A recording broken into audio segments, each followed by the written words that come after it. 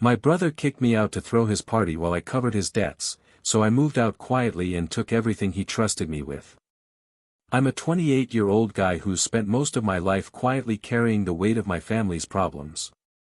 While my younger brother, Ryan, was busy charming everyone with his jokes and endless energy, I was the one who quietly paid the bills, handled late rent notices, and negotiated with creditors when his impulsive spending spiraled out of control. I remember sitting at the kitchen table late at night, laptop open, calculator out, quietly figuring out how to cover yet another overdraft he'd left behind, while he slept in his room oblivious to the chaos he caused. Our parents would gush about Ryan's charisma, his ability to make friends anywhere, the life of every party, but the small, relentless work I did, keeping the family afloat, was rarely acknowledged. I told myself it didn't matter, loyalty and trust were my rules, and someone had to hold the line.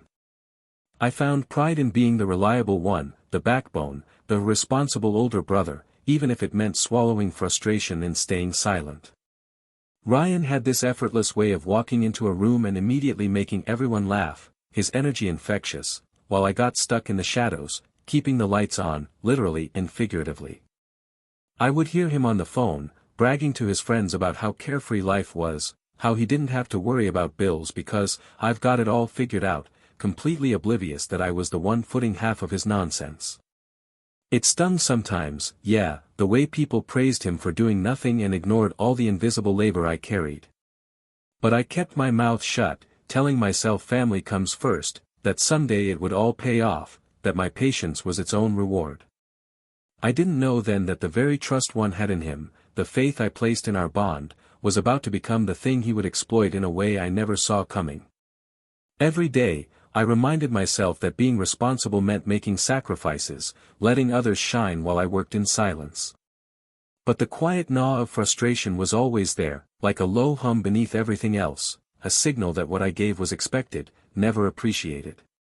And as I watched Ryan laugh, charm, and live unbothered, I had this strange premonition, barely audible at first, that my good intentions would one day cost me far more than I could imagine. That night, I closed my laptop, the soft hum of the city outside my window filling the silence, and felt the weight of a responsibility no one else saw.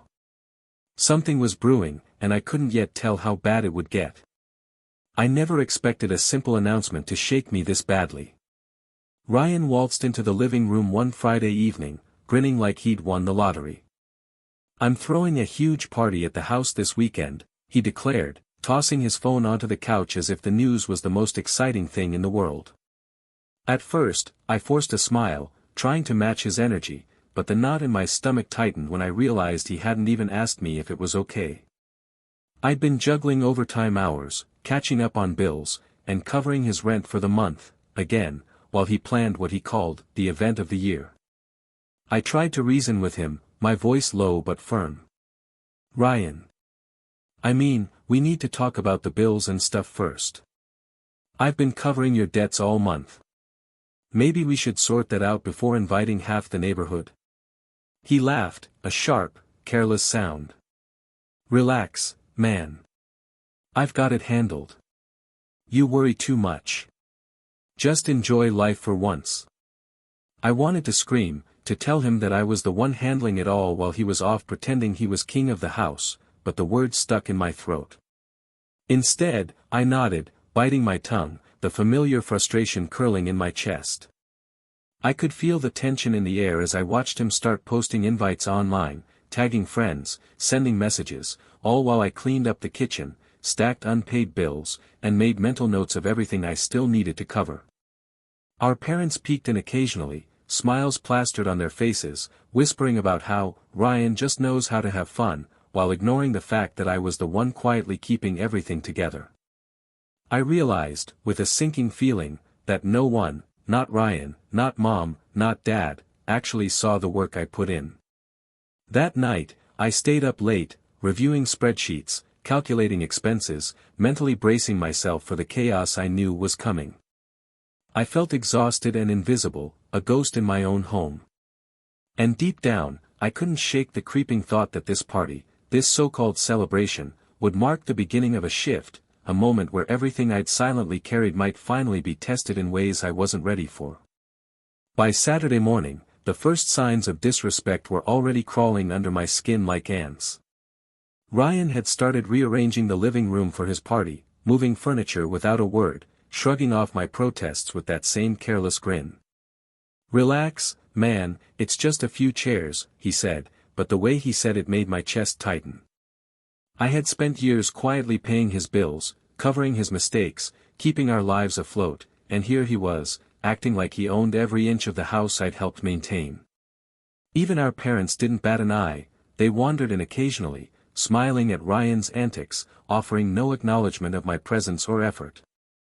I felt a mix of anger and disbelief, the familiar ache of being invisible twisting into something sharper this time. It wasn't just the furniture.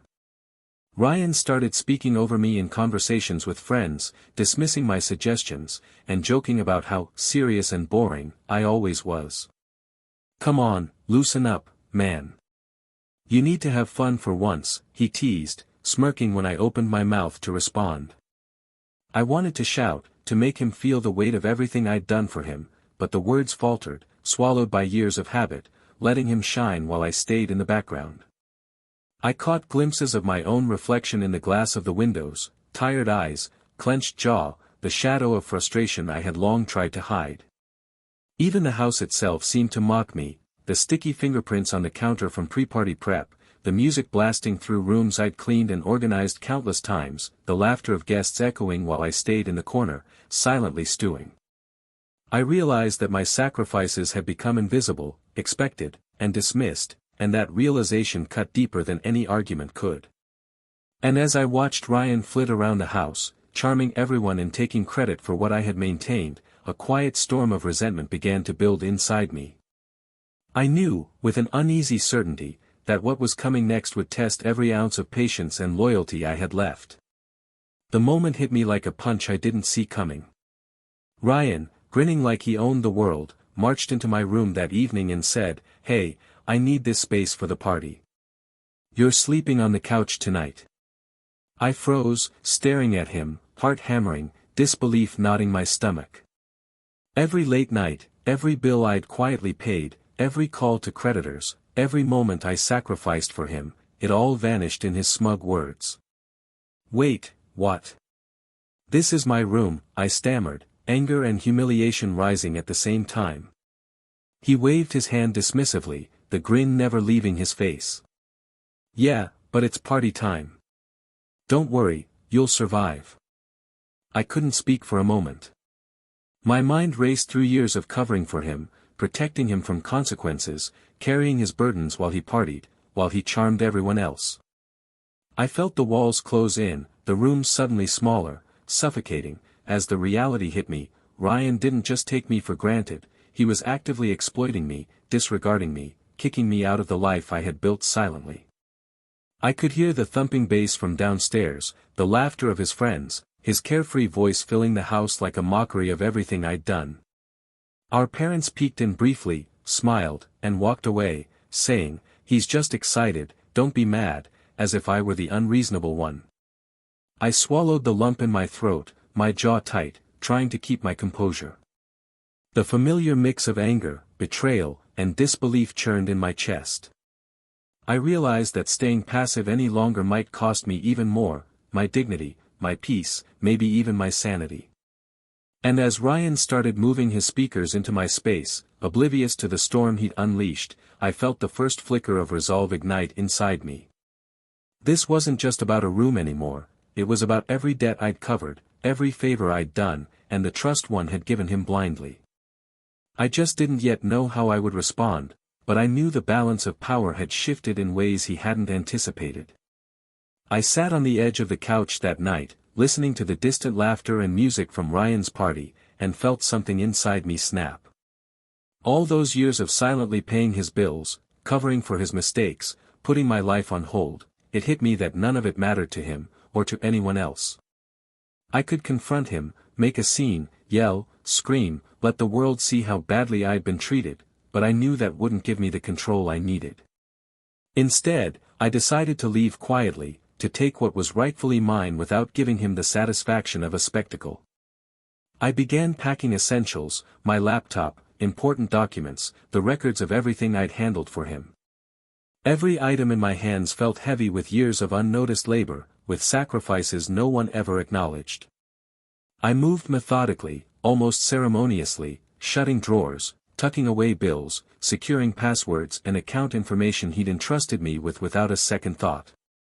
My heart pounded, a mix of adrenaline and fear, because this was no small step, it was me reclaiming control over a life he'd taken for granted.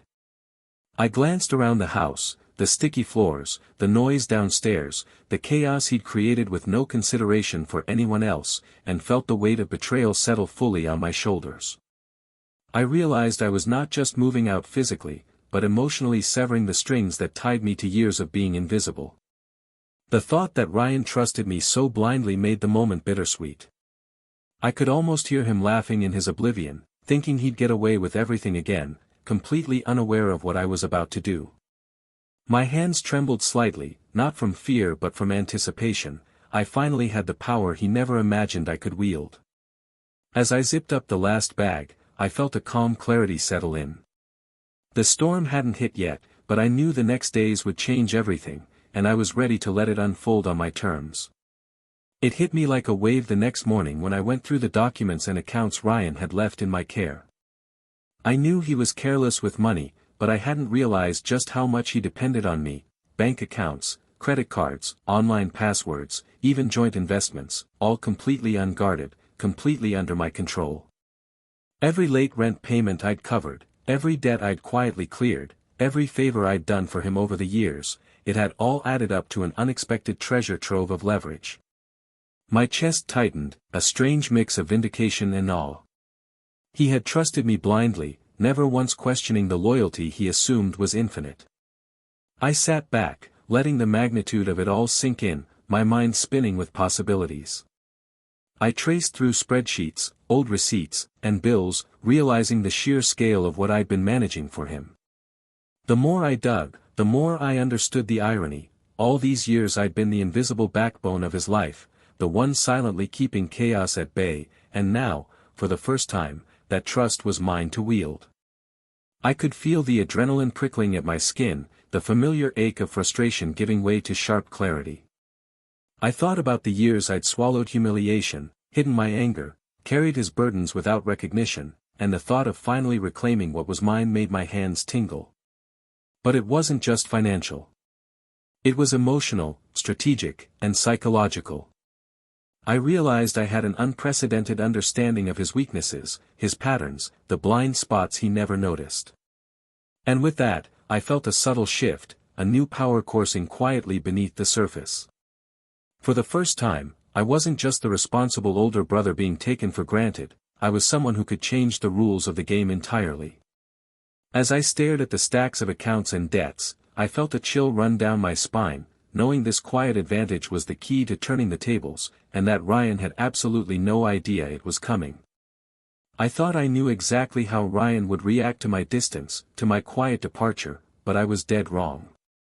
He acted like nothing had changed, like I was still the reliable older brother who'd always pick up the pieces. I watched him flit through the house, still posting pictures from the party, laughing with friends, completely oblivious to the quiet storm I was building. It was shocking. He truly believed I'd never take action, that my patience was infinite and my loyalty unbreakable. I felt a strange mix of anger and satisfaction. He had underestimated me, assumed my silence meant submission, not strategy. I realized in that moment that the balance of power had shifted entirely, even if he didn't see it yet. I started testing the waters, moving assets, redirecting payments, quietly securing what I'd managed for him all these years. Every small adjustment, every little step, was deliberate. I could feel his overconfidence growing, making him sloppy, careless, trusting me even more than before. And I began to enjoy it, not in a cruel way, but in a long overdue sense of justice. I had the leverage, the knowledge, the quiet control, and he was walking blind into a situation he couldn't possibly predict. For the first time, I felt like I was not just defending myself, but taking back everything I'd silently sacrificed. That night, as I watched Ryan brag to his friends about how easy life was with me handling everything, I felt a dark thrill. He didn't see me as a threat because he never had to. But now, the tables were set, and all it would take was the right moment. I leaned back in my chair, staring at the faint glow of the computer screen, heart racing, knowing that the game had changed, and Ryan had absolutely no idea how quickly his world could unravel. Over the next few days, I moved like a shadow through the house, quietly taking control of what Ryan had always assumed he owned. I started paying off lingering bills under my name, transferring funds into accounts he never suspected I monitored, and securing important documents he left lying around carelessly. Every action was calculated, deliberate, and completely invisible to him. I watched him flit from room to room, laughing, hosting friends, posting updates online, utterly blind to the quiet storm reshaping the foundations of his life. I felt a thrill in my chest, a mix of vindication and empowerment, knowing that every step was reclaiming years of unacknowledged labor. Even as I worked, I reminded myself to stay calm, measured. This wasn't about petty revenge, it was about justice, about balance. I kept a mental list of every debt, every favor, every moment he'd taken for granted, and I made sure every move I made edged him closer to accountability without him noticing. I could see it in the little things, how he started double-checking his accounts, how he muttered about missing payments, yet had no clue who was behind the corrections. My satisfaction was quiet but intense, a low hum of power that had always been denied to me. I knew patience was my weapon. I watched as he grew anxious, unaware that the source of his discomfort was me, the same brother he'd always dismissed. The music of his parties, the laughter of his friends, the chaos he thrived in, it all became background to the careful, strategic moves I was making. And as I closed the last account I needed to secure and leaned back in my chair, I felt a calm certainty settle over me. The stage was set, the groundwork complete, and soon Ryan would face the consequences of the trust he had so blindly given, without ever seeing it coming. Late that night, after the last guest had left and the house was quiet again, I sank onto the edge of my bed, feeling the weight of everything I'd done and everything I'd withheld. For a brief, terrifying moment, I wondered if I'd gone too far, if reclaiming what was mine meant I'd lost something essential, my sense of family, my moral compass, even a part of myself. The loneliness hit harder than I expected. Years of silent sacrifice had left me emotionally raw, and now I felt adrift in the very space I was trying to take control of. I kept picturing Ryan's carefree face, his oblivious laughter, and I questioned whether I was doing this for justice, or simply out of anger. I ran my hands over the stacks of bills and accounts I'd meticulously organized, the evidence of every favor and every debt, and felt the cold truth settle in. My life had been defined by carrying the weight of someone else for far too long. I could feel the crushing reality of the betrayal, how blind loyalty and patience had allowed him to treat me like I was nothing, how I'd tolerated humiliation after humiliation without a single word. My chest tightened, my vision blurred with a mix of sadness and rage. For a moment, I felt completely powerless, even though, in reality, I held all the cards. The thought of confronting him, taking everything he'd entrusted me with, felt both thrilling and terrifying. I realized that I had reached the lowest point emotionally, the place where anger, exhaustion, and heartbreak collide. And yet, in that darkness, I could feel the tiniest flicker of clarity. The storm was coming, and it would be mine to direct. As I sat there, staring at the faint glow of the city lights outside my window, I knew that my next moves would define everything. Would I let myself break, or would I finally turn the tables? The answer was coming, and I could feel it coiling like a spring inside me, ready to unleash. It happened during the next family gathering, a casual dinner that Ryan had treated like another stage for his charm and antics. I walked in quietly, carrying myself differently, feeling a calm resolve I hadn't felt before. Ryan didn't notice at first, too busy cracking jokes and boasting about how effortlessly he handled life with me always there to bail him out.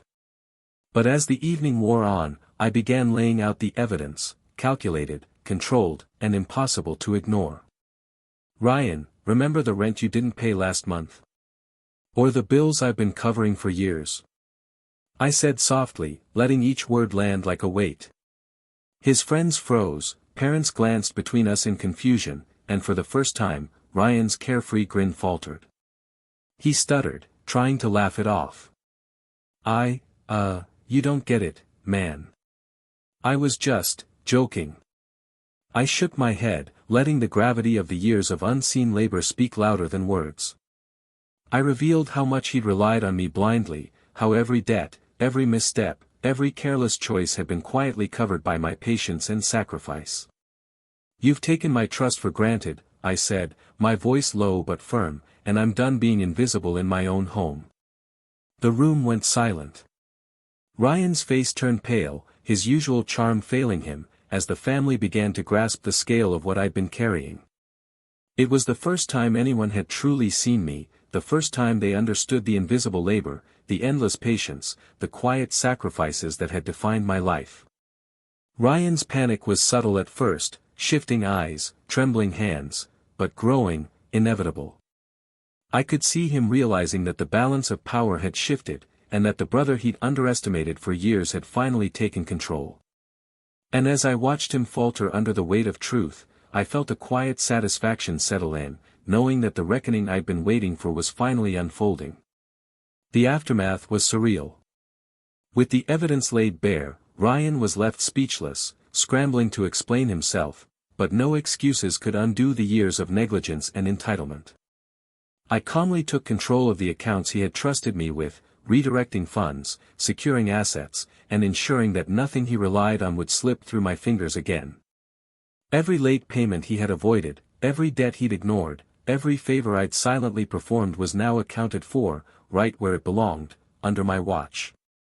Family members who had once overlooked my efforts finally saw the weight I had carried, the patience I had shown, and the intelligence I had quietly exercised to keep the household intact. Ryan's charm failed him entirely, the smug confidence that had once made him untouchable crumbled as he realized the quiet power he'd underestimated. I felt a deep, intoxicating sense of vindication. Years of invisibility, humiliation, and overlooked effort were now replaced by control and recognition. It wasn't about revenge in a petty sense, it was about justice, reclaiming autonomy, and demonstrating that loyalty could not be exploited indefinitely. I could see the mix of disbelief, shame, and panic on Ryan's face, the way he struggled to reconcile his perception of our relationship with the reality I had quietly exposed. And as I finally stood tall in my own right, guiding the aftermath with calm authority, I realized the profound truth: sometimes the most satisfying victories are quiet, deliberate, and unanticipated by those who wronged you.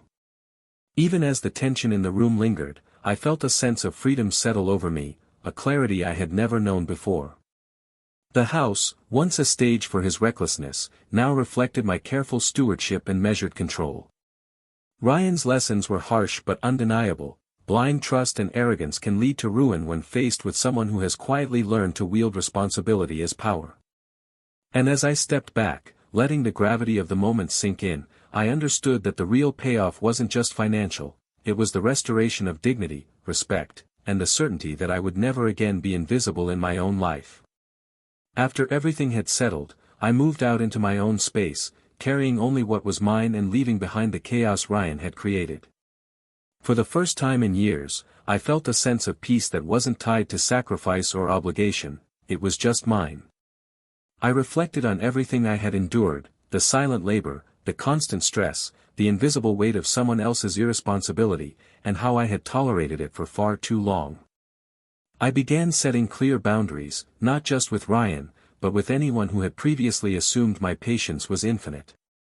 For the first time, I prioritized myself without guilt, learning that loyalty and responsibility don't mean you have to be a doormat.